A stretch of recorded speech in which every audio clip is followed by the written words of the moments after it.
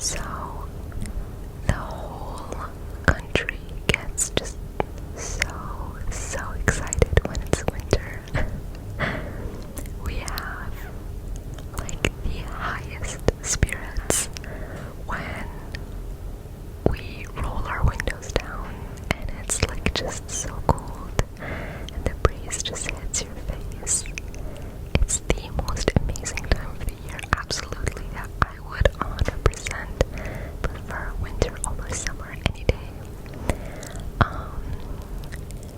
We are basically privileged enough to travel through our summer vacations to colder countries with colder weathers. So I have been to a lot of countries that had really good, like, I think like just weather in general. We do like the countryside, but we also do like the cities. So we've tried the best of both worlds, basically. Okay, so I closed the AC just because it's kind of loud. Now that I have it in my ear, the microphone picks up a lot of things, and the slightest turn of the AC or the cracking of the ceiling is kind of like, that was my stomach. It's kind of annoying, so we'll just ignore that. But anyway, where did we stop? I can't remember. Oh yeah. Hearing the roaring of the engine reminds me people in Kuwait are out and about at night now almost like every day because the weather is just amazing. It's probably like 26, the lowest is 26 Celsius, but it has been a little bit windy, and the wind is cold because I remember in summer I once got out of my house and the wind hit me and it was so hot. I felt like I was in a air fryer or a microwave. I don't know, it was so hot. I almost burned. I swear, leaving my house to get to my car was like the walk of hell or something. I don't know, it was so hot. And that's like very normal in Kuwait when we're in like the peak of summer. The temperature reaches around, I think, like 56 Celsius or like 55 Celsius, which is very natural. I don't know what it is in Fahrenheit. Actually, let me Google it real quick. But yeah, it is like so hot, it almost kills you, really. Okay, so 55. So, yes. Okay, so 131 Fahrenheit. Oh my god, 131. Well, okay, anyways. We have reached around 60, but not this year. So 60 Celsius is 140. It just gets ridiculous. But anyway, so it's crazy, I know, but it's nothing that kills us, really. We are like very prone to no, prone is not the word. We are so accustomed to hot weather that it's not a surprise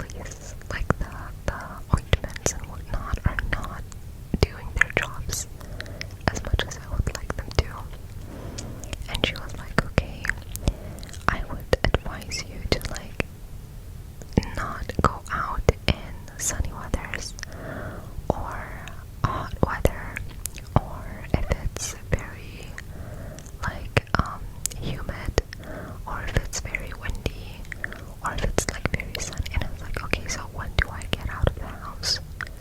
Because what if I need to go to work, you know? And she was like, well, put this ointment. And I was like, okay, sure, we'll go back to ointment treatments. That was kind of sad, but that was before I started my job. Oh, this reminds me actually, the what's it called? The reputation in Natlan is so weird. Every time I try to do a little bit of the reputation, it leaves me in shambles, really. And I kind of feel bad, but at the same time, if I want to do bounties and I don't know what that other one was called, I'll have to leave Natlan and do it in another, like, area. I forgot the place. Oh, yeah, in another region or whatever. But, yeah, this is where I was doing my compass, my Natlan compass. Oh my god, you guys. If there is something that I love in this game, it's the Natlan compass. Oh, not Natlan specifically, but just the compass for chests in general. It's because I love exploration. And that also reminds me, I am teaching 10th graders, okay? So, there was this one time I was correcting their worksheets, or pamphlets, whatever you want to call it. So one of the girls was decorated her pamphlet with stickers and whatnot, and I saw, like, she had stickers of Paimon around her essay, like expository essay page. She had stickers of Paimon, and I was like, oh my god, she knows Genshin. And so I wrote on the page, I was like, oh my god, Paimon. Literally in red, I wrote Paimon. And then I taught the next day. I taught the class. And after class, she came to me and she's like, Miss, do you know Genshin? And I was like, yeah, I do. I do my dailies every day. And she was like, oh my god. And she turned to her friend and she was like, oh my god, I told you. And they were so hyped. And I was like, oh my god,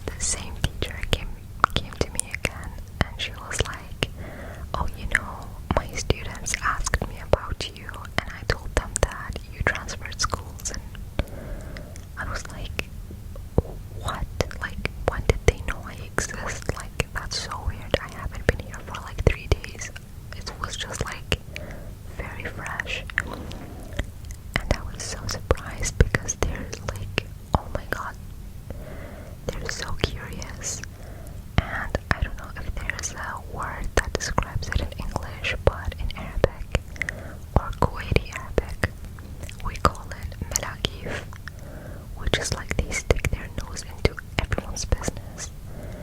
So that word melagiv is like describing a lot of people that don't mind their own business, basically. So if I want to describe a woman, I would say melgufa, and if I'm saying it to a man, it's melguf. So melagiv is the plural. That's for today's lesson. Anyway, but yeah, there's such like, I don't know, it's so funny to me because every time I try to understand why do they feel like it might concern them, oh my god, you have no clue.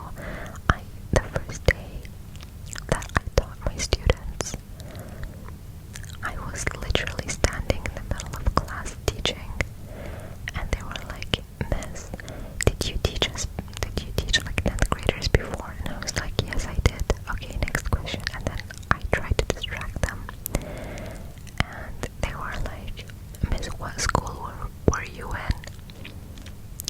And I was like, mind your business. Oh my god, they are so curious, and it's so funny to me because I think they are, oh my god, what year are they born?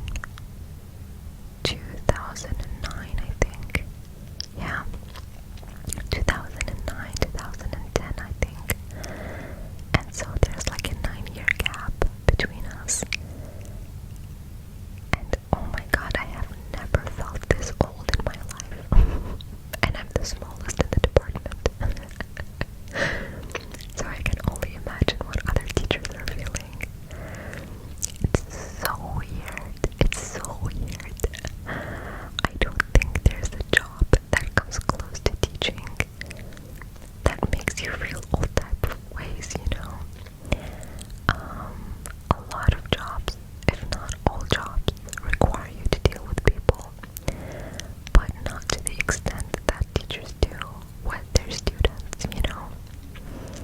It is still so weird to me trying to understand this feeling, you know, especially because I'm teaching in the school that I attended for 3 years until graduation.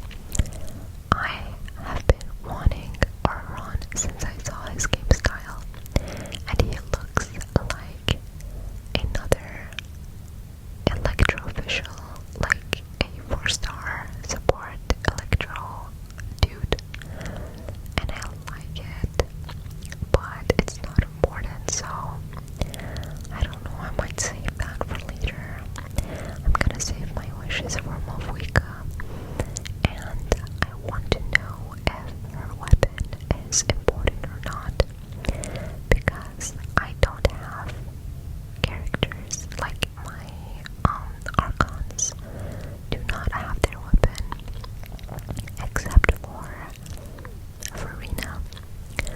So basically Farina is the only Archon that has her weapon, and it's still like useless. Like if I don't have her weapon, it's still the same, you know. It does give crit damage, I think, but I mean, I think she scales up HP, so it's not even that important, you know. So I don't think Mavwika is gonna have like a really strong weapon, but if she does, I want it.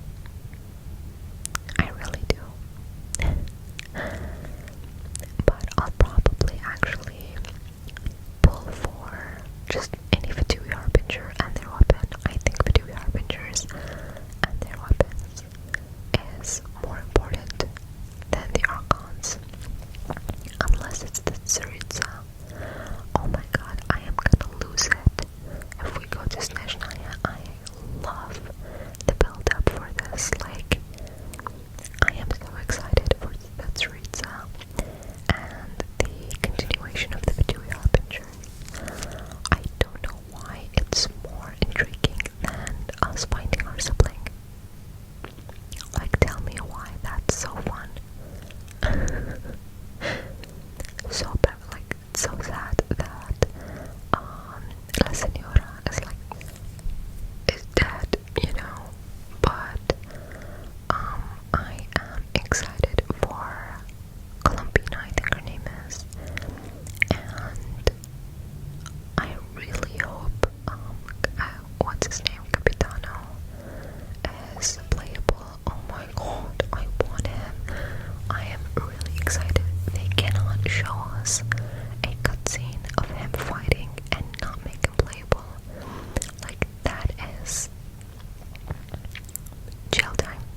Absolutely jail time. I want him, and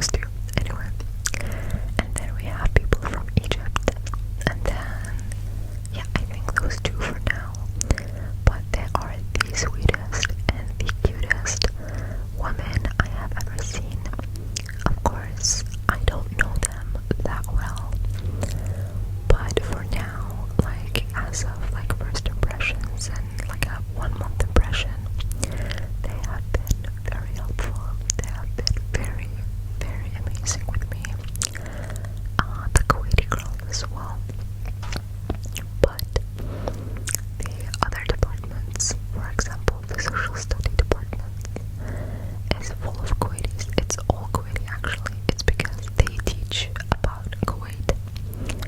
And we used to have expats in the social study department. But now I think it's only Kuwaitis.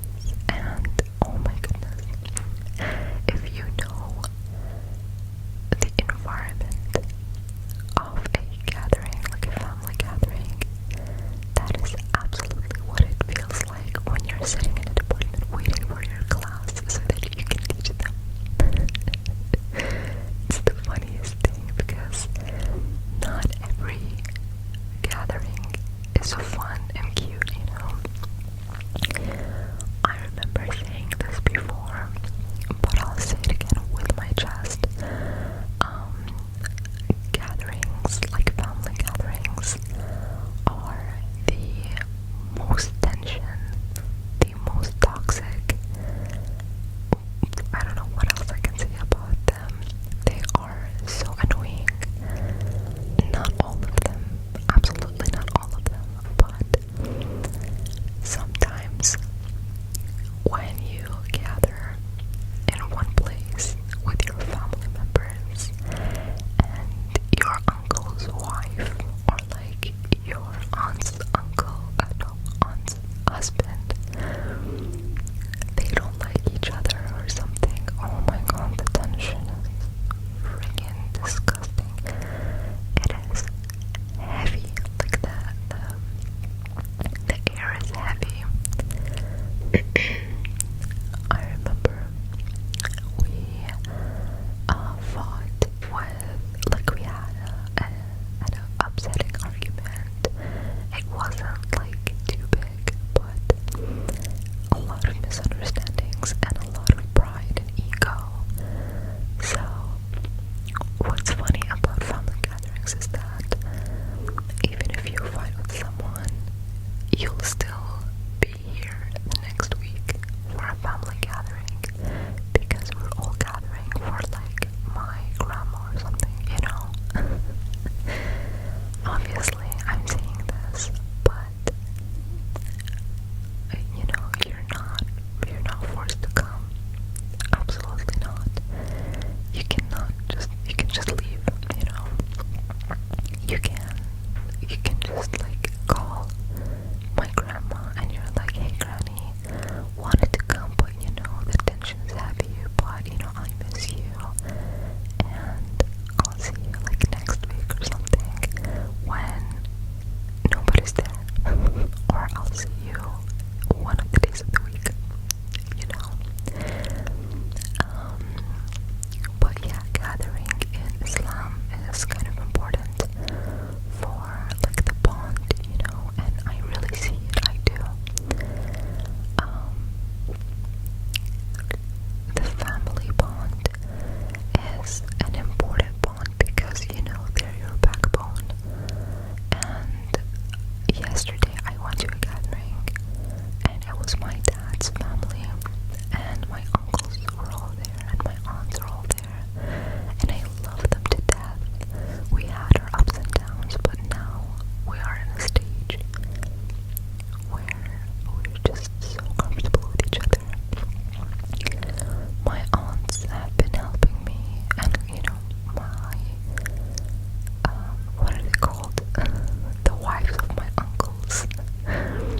They have been helping me a lot with like finance just because I have just started working and you know, they're trying to help me with the bank and the payday, and if there are other benefits I can like, you know, suck out of banks as much as possible.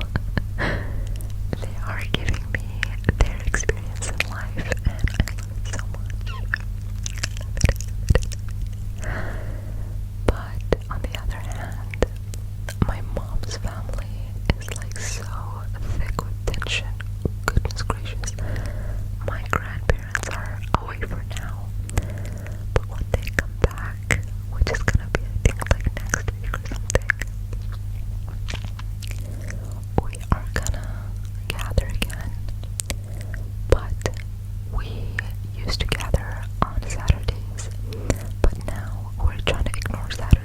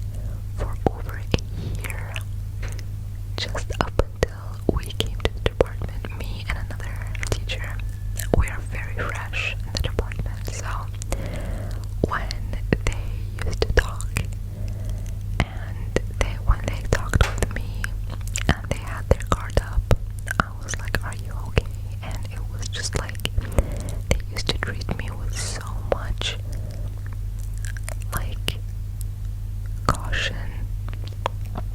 It was the funniest thing. And then when I talked with a bunch of teachers, and they are like more relaxed now, now I understand why they were so on guard with us. It's just because the fights that used to happen in the department, oh my goodness, you guys, they used to shut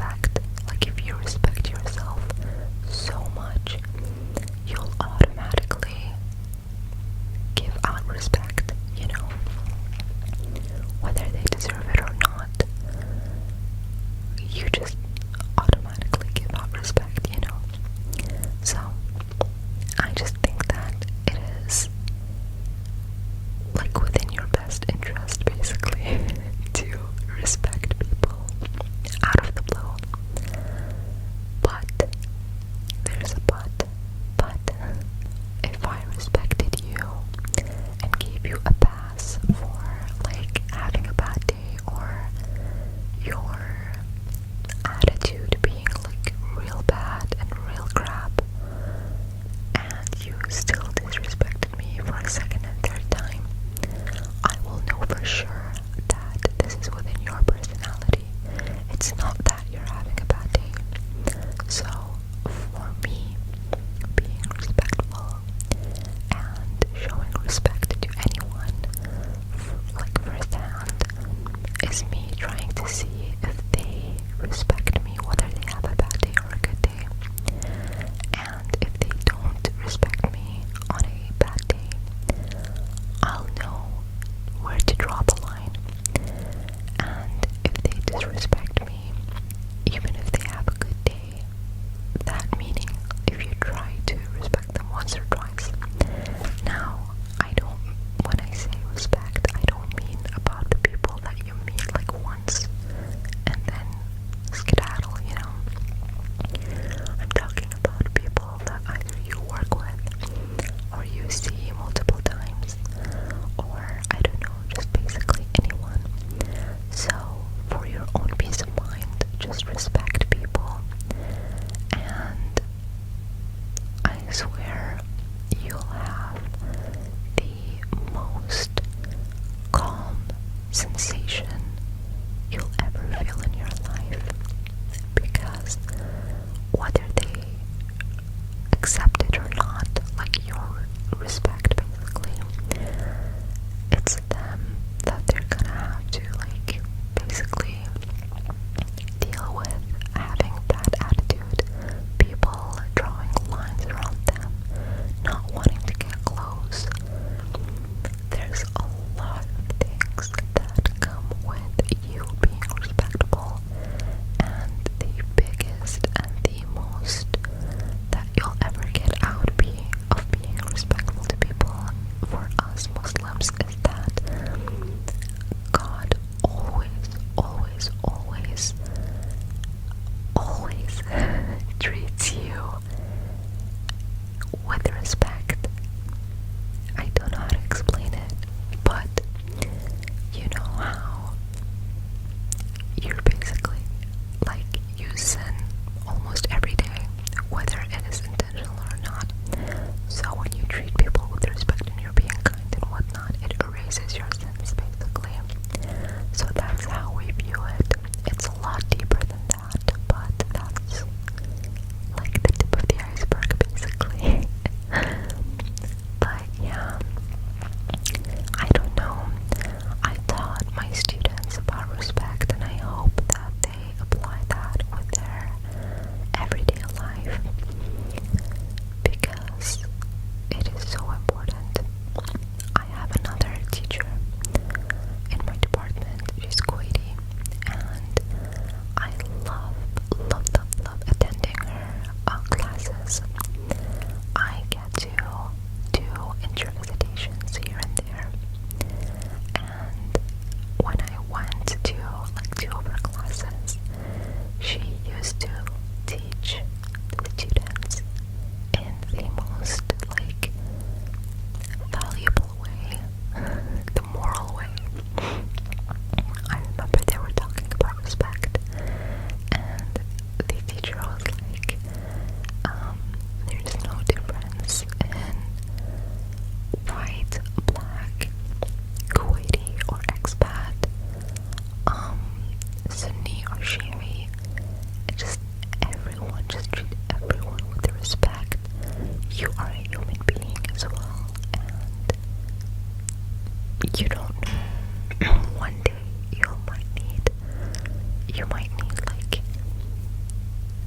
might need that like bit of kindness that either sends you over the edge or just humbles you real quick, you know. That experience alone, I think, can help ground you in the best of ways. But I guess it all depends on the people themselves. I value people who are very moral and very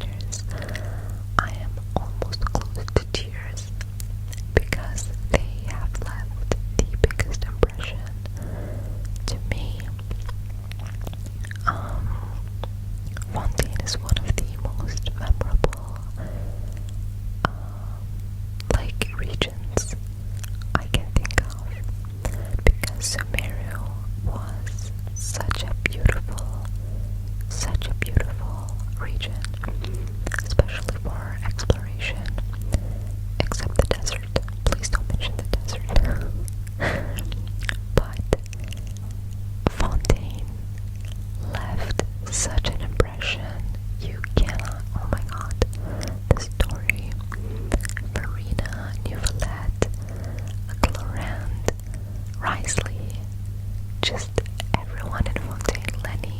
Oh, it was